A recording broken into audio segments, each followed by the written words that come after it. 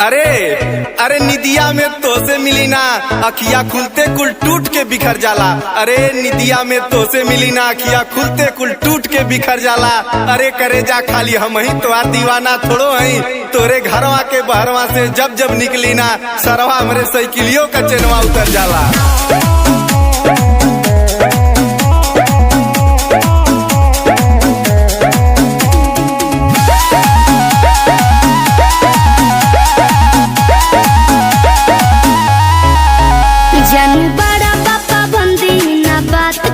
गंदी कुल बंद बाजार भइल बाटे बंदी बुझल जानू बड़ा बाबा बंदी ना बात कर गंदी कुल बंद बाजार भइल बाटे बंदी। जहिया पापा जी के हाथ पकड़ा जइब बजरिया में राजा पिटा जइब चौराहा पे गोली तू खा जइब पिटा जइब। अरे अरे करे जा प्यार जात और बिरादर देख के हो जाई जरूरी है का। और तो से हम साल भर से कहती कि करे जा कल अभी हवा तो कहलू कि नहीं हमार बाबूजी भी चौराहा पे गोली मरवा दिया। तो करे जा हम तो से पूछती कि तोहार बापा हिंदी पिक्चर का मिसपूरी है का।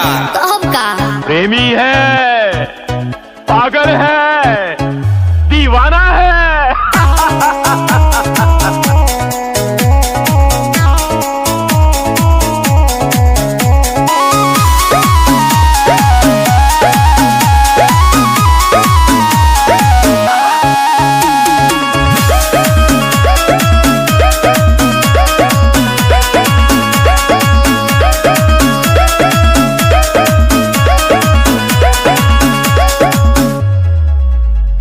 मुँह बनिया दे लगाओ में मुछिया तू ऐठे लगाओ में भय हबो देखी के बेरी बेरी किरचे रहे लयतना भाव में